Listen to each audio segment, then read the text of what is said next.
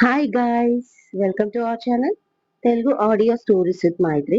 నా ఛానల్ని ఎవరైనా ఫస్ట్ టైం చూస్తున్నట్టయితే తప్పకుండా లైక్ చేయండి, షేర్ చేయండి అండ్ సబ్స్క్రైబ్ చేసుకోండి.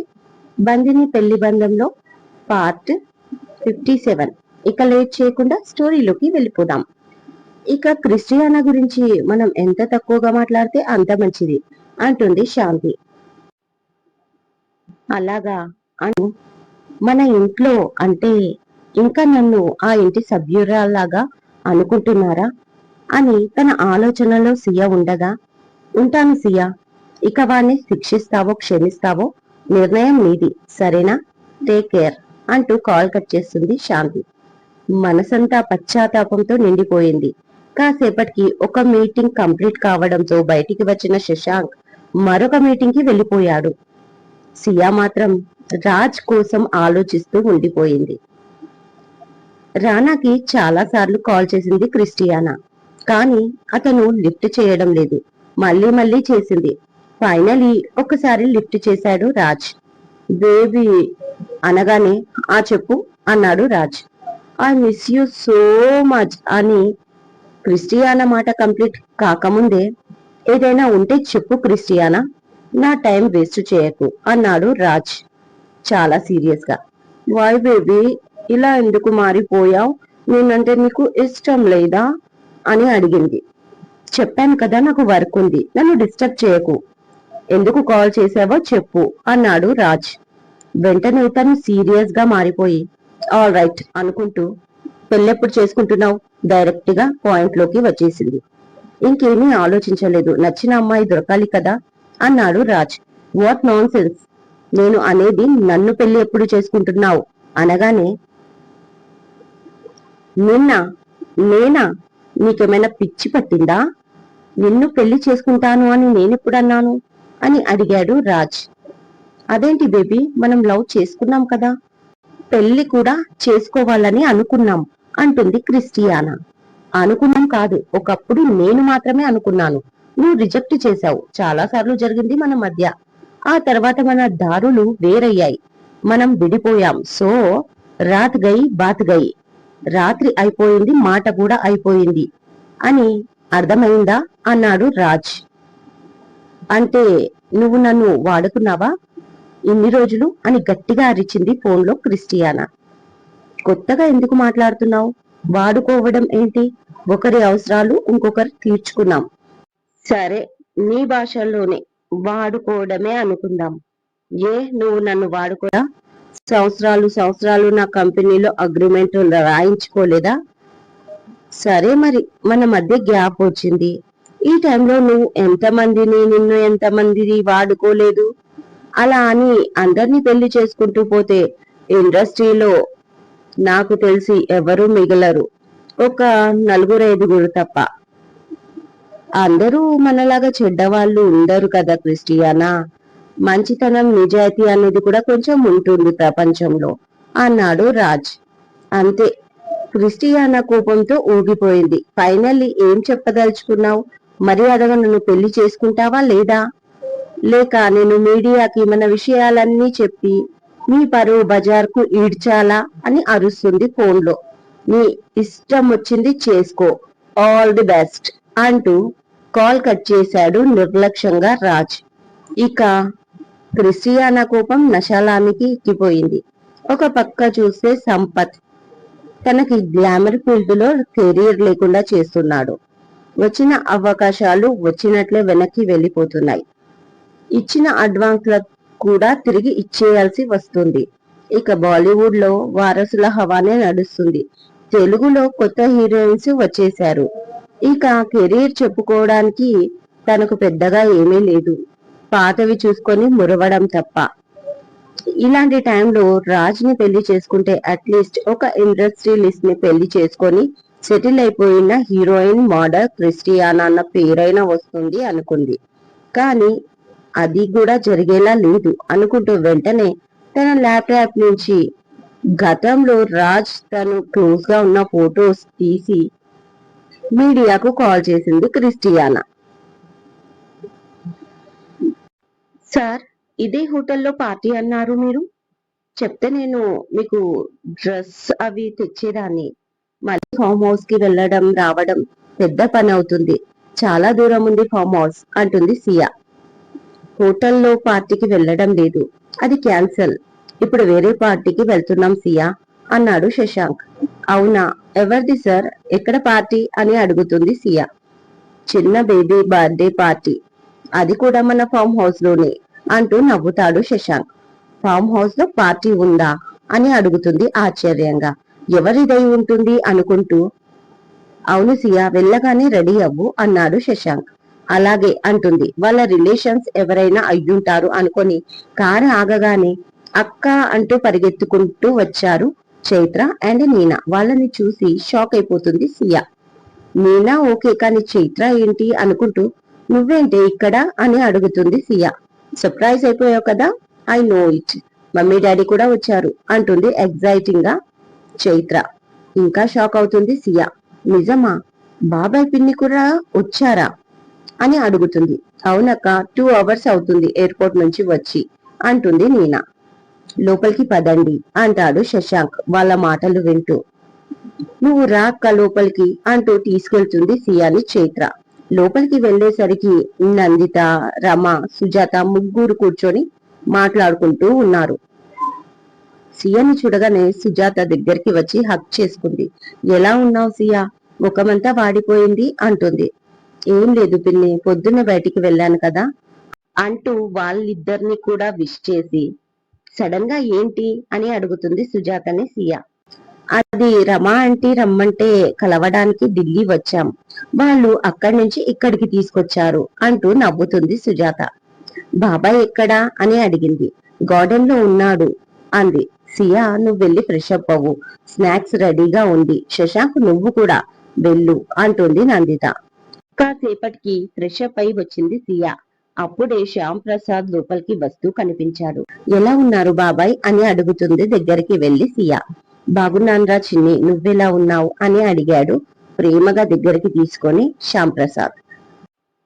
నేను ఓకే బాబాయ్, మిమ్మల్ని మాత్రం ఇక్కడ చూస్తానని అనుకోలేదు అంటుంది సియా. మేము రావాలనుకోలేదురా, అనుకోకుండా అయ్యింది. సరే ఏదైనా తిను, తర్వాత మాట్లాడుకుందాం అన్నాడు. తను స్నాక్స్ తిన్నాక జ్యూస్ తాగాక కొంచెం వరకు ఉండడంతో అది చేసుకుంటూ రూమ్ లోనే ఉండిపోయింది సియా. చాలా సేపటికి నీనా చైత్ర వచ్చి అందరూ గార్డెన్ లో కూర్చున్నారు, అక్కడ డెకరేషన్ కూడా అవుతుంది, రా అక్క అని పిలుస్తారు. సరే అని వాళ్ళతో వెళ్తుంది. అక్కడ నందిత, రమ, సుజాత, శ్యామ్ ప్రసాద్ ఉన్నారు. దాంతో వెళ్లి వాళ్ళతో జాయిన్ అవుతుంది. నీనా చైత్ర బెలూన్స్ ఫిల్ చేస్తూ ఆడుకుంటారు. డెకరేషన్ చేసే వాళ్ళు ఓ పక్కన డెకరేషన్ చేస్తున్నారు. వాళ్ళని చూస్తూ కూర్చున్న సియాని, మా వాడి గురించి ఏం ఆలోచించావు సియా అని నందిత సడన్ గా అడిగింది. ఆశ్చర్యంగా ఆమె వైపు చూసి ఏంటి అని అన్నట్లుగా చూస్తుంది. ఏంటి అలా చూస్తున్నావు, నేను అడిగింది అర్థం కాలేదా, లేక ఆంటీకి ఎలా తెలుసు అనుకుంటున్నావా అని అడిగింది నందిత. సియా ఇబ్బంది పడుతూ రెండోదే అనుకుంటున్నాను ఆంటీ అంటుంది సియా. వాడే చెప్పాడు, కానీ తనకి తాను చెప్పలేదు. నేను ఒక సంబంధం చూసి పెళ్లి ఖాయం చేస్తాను అనడంతో భయపడి చెప్పాడు అంటుంది నందిత. దాంతో సియా తలంచుకుంది. చెప్పు సియా, నీ సమాధానంపై వాడి జీవితం ఆధారపడి ఉంది అంటుంది రమ పక్క నుంచి. ప్లీజ్ ఆంటీ, ఆ మాట అనకండి. ఎవరి జీవితాలపై ఎవరి జీవితాలు ఆధారపడవు. అవన్నీ మనం అనుకున్న మాటలే. ఎవరికి ఎలా రాసి పెట్టి ఉంటే అలాగే జరుగుతుంది. చిన్నప్పుడు మా నాన్న చనిపోతే నేను అమ్మ ఎలా బతుకుతామో అనుకున్నాము, కానీ మేము బతకలేదా. ఆ తర్వాత అమ్మే నా ప్రపంచం అయ్యింది. అమ్మ చనిపోయాక కూడా అవే నా ఆఖరి రోజులు అని నేను అనుకున్నాను, కానీ ఇప్పుడు బతకడం లేదా. ఎంత పెద్ద గాయమైనా మానిపించే శక్తి కాలానికి మాత్రమే ఉంది. ఎంతో అనుభవం ఉన్నదానిలాగా అంటుంది సియా. సియా, నీకంటే జీవితాన్ని మేము ఎక్కువగా చూసాం. ఈ కాలం వాళ్ళు చాలా ఎమోషనల్ అవుతారు, అందుకే అలా మాట్లాడతారు. మేము ఎమోషనల్ తో పాటు ఎక్స్పీరియన్స్ కూడా చేస్తాము జీవితాన్ని. కాబట్టి ఏది మాట్లాడినా ఒక అర్థం, ఆ అర్థంలోని ఆంతర్యం ఉంటుంది అంటుంది నందిత. మీరు అనేది నిజమే ఆంటీ, కానీ ప్రతి మనిషికి మనసు అనేది ఒకటి ఉంటుంది కదా, అంటే కొన్నిసార్లు అది చెప్పింది వినాల్సి వస్తుంది. ప్రస్తుతానికి నా మనసు నిలకడగా లేదు. ఇప్పుడిప్పుడే పెళ్లి గురించి ఆలోచించలేను అంటుంది సియా తనకి రాజు గుర్తుకొస్తూ ఉండగా. చూడమ్మా, నీ జీవితంలో జరిగిందాన్ని మనం మార్చలేం, కానీ ఇప్పుడు జరుగుతున్న దాన్ని జాగ్రత్తగా మలుచుకునే శక్తి మాత్రం మన చేతుల్లో ఉంది. ఎంతసేపు గతంలో జీవిస్తే బాధ తప్ప ఇంకేమీ లేదు. తన పిల్లలు సుఖంగా ఉండాలని ఏ తల్లిదండ్రులైనా కోరుకుంటారు. అలాగే నీ గురించి పైనున్న అక్క బావ కూడా అదే కోరుకుంటారు. కాబట్టి ఒక మంచి నిర్ణయం తీసుకో అంటుంది సుజాత సియాని దగ్గరికి తీసుకుంటూ. ఆ ప్రయత్నంలోనే ఉన్నాను పిన్ని, కానీ ధైర్యం సరిపోవడం లేదు అంటుంది రాజ్ని తలుచుకుంటూ. అప్పుడంటే నెక్స్ట్ నా లైఫ్ లో ఏం జరుగుతుందో ఆలోచించకుండా పెళ్లి అని ఊబిలో ఇరుక్కుపోయాను. ఇప్పుడు మళ్ళీ అదే ఎదురైతే తట్టుకునే శక్తి నా దగ్గర లేదు పిన్ని. అందుకే 1కి 100 సార్లు ఆలోచించాల్సి వస్తుంది అంటుంది సియా. వాళ్ళు అడుగుతున్నది శశాంక్ గురించి అయినా తన మైండ్ లో అసలు శశాంక్ లేడు. రాజ్ ఆ రోజు మాట్లాడిన మాటలే ఉన్నాయి. తనని యాక్సెప్ట్ చెయ్యాలా లేదా అన్న విషయంపై ఎటూ తేల్చుకోలేక అతని గురించే వాళ్ళు అడుగుతున్నట్లు తను వాళ్లకు సమాధానం చెప్తున్నట్లు ఉంది సిచ్యువేషన్. తన మనసుకు చెప్పుకోవాల్సిన జవాబులన్నీ వాళ్లకు ఇస్తుంది, ఎందుకంటే ఆమె మనసులో రాజ్ నిండిపోయాడు. సరే, నువ్వు ఇంత ఖచ్చితంగా మాట్లాడుతున్నావు కాబట్టి ఏ దానికైనా ఒక టైం ఉంటుంది సియా. ఇప్పుడు ఈ విషయం గురించి నేను నిన్ను అడుగుతున్నాను కాబట్టి మాకు కొంచెం టైం ఇవ్వు. నువ్వు ఆలోచించుకొని చెప్తానని. అప్పటి వరకు మేము హ్యాపీగా నీ రీప్లే కోసం వెయిట్ చేస్తాం. ఎందుకంటే నా కొడుకు కూడా లైఫ్ లో దెబ్బతిని ఉన్నాడు. వాడి సంతోషం చూసి పైకి పోవాలని ఆశతో బతుకుతాను. మరి ఎంతో ఆశ పెట్టుకున్న ఈ తల్లికి నువ్వేం సమాధానం చెప్తావు అని అడిగింది నందిత. సియా 2 చేతులు పట్టుకొని ఆమె కళ్ళల్లో ఆశ చూస్తే తనకు చాలా బాధ కలిగింది. కానీ తన చేతుల్లో ఏమీ లేదు. కానీ తను ఏదో ఒక డిసిజన్ తీసుకుంటే టైం వచ్చేసింది. వీళ్ళకి కాదు, అటు రాజ్ కి కూడా తను రిప్లై ఇవ్వాలి. అంటే తను ఏదో ఒక నిర్ణయం ఖచ్చితంగా తీసుకోవాలి. వాళ్ళ గురించే కాదు, రాజ్ గురించి కాదు, తన లైఫ్ గురించి కూడా. ఇదివరకే బాబాయ్ చెప్పాడు, నీకు చెల్లి ఉంది, నువ్వు సెటిల్ అయ్యాకే తన గురించి నేను ఆలోచించాలి అని. వాళ్ళు నా బాధ్యత తీసుకున్నప్పుడు వాళ్ళని నేను బాధ పెట్టకూడదు, అది నా ధర్మం అని సియా తనలో తానే అనుకుంటూ ఆలోచిస్తూ, సరే ఆంటీ, మీరు ఇంతలా అడుగుతున్నారు కాబట్టి నాకు ఒక 10 రోజులు టైం ఇవ్వండి. ఎందుకంటే నా వాళ్ళకి కూడా నేను నిర్ణయం చెప్పుకోవాలి అంటూ మెల్లిగా సుజాతని చూసింది సియా. దాంతో ఆనందం నిండిపోయింది అందరిలో. నిజంగానా? 10 రోజుల్లో నువ్వు ఏ విషయం చెప్తావా ఆశగా అడిగింది నందిత. చెప్తాను, కానీ అది పాజిటివ్ అయినా నెగిటివ్ అయినా మీరు మాత్రం నన్ను తప్పుగా అనుకోకూడదు అంటుంది కన్నీళ్లు పెట్టుకుంటూ సియా. సరే సియా, నువ్వు ఏదో ఒక నిర్ణయం అయితే తీసుకో. నీ మీద మాకు బలవంతం ఏమీ లేదు. కానీ నీలాంటి ఒక మంచి అమ్మాయి నా కొడుకు లైఫ్ లోకి వస్తే వాడు ఇక హ్యాపీగా బతుకుతాడు అన్న చిన్న కోరిక అయితే ఉంది. రాసి పెట్టి ఉంటేనే ఏదైనా జరుగుతుంది. మనం నిమిత్ర మాత్రులం. కానీ నీ రిప్లై మాకు పాజిటివ్ అయ్యి నా కొడుకు జీవితంలో సంతోషంతో నిండిపోవాలి అని ఆ దేవుణ్ణి కోరుకుంటున్నాను సియా అంటుంది నందిత. అలా వాళ్ళు మాట్లాడుకుంటూ ఉండగా శశాంక్ వస్తాడు. ఏమైంది, ఎందుకు ఏడుస్తున్నారు? Any emotional meeting? బాబోయ్, అయితే ముందే చెప్పండి, నేనైతే ఇక్కడ ఉండలేను అన్నాడు భయపడుతూ శశాంక్. ఆ మాటకి అందరూ నవ్వారు. ఆ తర్వాత నైట్ కి నందిత బర్త్డే సెలబ్రేషన్ అయ్యింది. చాలా సింపుల్ గా, కేవలం శశాంక్, నందిత, రమ, ఆనంద్, మీనా, శ్యాంప్రసాద్, సుజాత, చైత్ర, సియా, అంతే. గార్డెన్ లో ఏర్పాటు చేసిన బఫేలో హ్యాపీగా తిన్నారు. నైట్ 12 వరకు ముచ్చట్లు పెట్టుకొని ఎవరికి కేటాయించిన రూమ్ లోకి వాళ్ళు వెళ్లిపోయారు. సడన్ గా ఫ్లాట్ మొత్తం ఖాళీ అయిపోయింది. ఎక్కడికి వెళ్లారు, ఏమైనా తెలుసా అడిగాడు కుశాల్ లవన్ని. అదే మెసేజ్ చేశాను, కానీ రిప్లై రాలేదు అంటూ సిస్టమ్ వర్క్ చేసుకుంటున్నాడు లవన్. ఎవరికి మెసేజ్ పెట్టావు భయ్యా మెల్లిగా అడిగాడు కుశాల్. మీనాకి పెట్టాను లేరా ఇందాక అంటూ వెంటనే నాల్క ఖర్చుకొని కుశాల్ వైపు చూశాడు లవన్. ఓహో, అంతవరకు వచ్చిందన్నమాట విషయం. మొత్తానికి మేము ఒకటి సెట్ చేస్తుంటే నువ్వు ఒక్కరిని సెట్ చేసుకున్నావన్నమాట. నీ పని బాగుందిరా. అటు వదినని అన్నయ్యను కలిపినట్లు బిల్డప్ ఇస్తూనే ఇటు నీకొక అమ్మాయిని సెట్ చేసుకొని మళ్ళీ ఎంతో వర్క్ చేసిన వాడిలాగా ల్యాప్టాప్ ముందలేసుకొని కూర్చుంటావు అన్నయ్య ముందు ఫోర్స్ కొడుతూ. చక్రధారివిరా నువ్వు, చక్రం తిప్పేస్తున్నావు అన్నాడు కుశాల్ కుళ్ళుకుంటూ. రేయ్ జెలసి ఫెల్లో, అంత లేదు. అయినా నాకు ఆ అమ్మాయి మధ్య ఇంకేమీ లేదు, ఏదో జస్ట్ ఫ్రెండ్స్ అన్నాడు నవ్వుకుంటూ.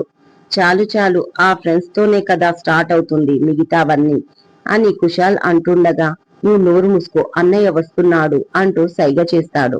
అప్పుడే మీటింగ్ కంప్లీట్ చేసుకుని వచ్చిన రాజ్ ని చూపించి, ఎక్కడికి వెళ్లారంట, ఏమైనా తెలిసిందా అడిగాడు రాజ్. ఆ శశాంక్ ఉన్నాడు కదా, వాళ్ళ మదర్ బర్త్డే ఉందని అందరూ ముంబై వెళ్లారంట. నాకు తెలిసి అందరూ ఒకే చోట ఉండి ఉంటారు అన్నాడు లవన్. ఓకే, మరి రిటర్న్ ఎప్పుడు అని అడిగాడు రాజ్. రేపు ఈవినింగ్ రిటర్న్ అవుతారంట. లవన్ అనగానే అన్నయ్య ఇందాక డాడీ కాల్ చేశాడు, నీ మీద చాలా కోపంగా ఉన్నాడు అని కుశాల్ అనగానే ఎందుకు ఆశ్చర్యంగా అడిగాడు లవన్. అది అన్నయ్యకి యాక్సిడెంట్ చేసిన అతని పైన కేసు వేస్తే వెనక్కి తీసుకొని వదిలేయమన్నాడంట అన్నాడు కుశాల్. వాట్, ఎందుకన్నయ్య? అంత పెద్ద యాక్సిడెంట్, వాడు అంత నిర్లక్ష్యంగా ట్రక్ నడిపితే వాణ్ణి ఎందుకు క్షమిస్తావు? నీ పరిస్థితి నువ్వు చూసుకోలేదేమో, కానీ మేము ఎంత వేదన అనుభవించామో తెలుసా? ఆ 24 అవర్స్ నీకు టైమింగ్ ఇచ్చినప్పుడు మా వల్ల కాలేదన్నయ్య, తట్టుకోలేకపోయాం. లైఫ్ మొత్తం చీకటిగా నిండిపోయింది అన్నాడు లవన్ ఎమోషనల్ అవుతూ. అవునన్నయ్య, ఆ 24 అవర్స్ మాకు నిమిషం యుగంలా గడిచింది. మేము ఏడవని సెకండ్ లేదు తెలుసా అన్నాడు వెనక నుంచి చుట్టేసిన కుశాల్. వెంటనే కుశాల్ తలని నిమురుతూ, ఇప్పుడు ఏమైందిరా, నేను బాగానే ఉన్నాను కదా, డోంట్ బి ఎమోషనల్ అన్నాడు రాజ్. ఇదండి ఇవాళటి ఎపిసోడ్. ఈ ఎపిసోడ్ మీకు నచ్చినట్టు అయితే నాకు కామెంట్ లో చెప్పండి. సీరియల్ ఎక్కువ ఇస్తున్నాను కానీ కామెంట్స్ అయితే అస్సలు రావట్లేదు. ప్లీజ్ కామెంట్ చేయండి, నచ్చితే లైక్ చేయండి, షేర్ చేయండి అండ్ సబ్స్క్రైబ్ చేసుకోండి నా ఛానల్ ని. మరొక మంచి ఎపిసోడ్ తో మీ ముందు ఉంటాను. మైత్రి.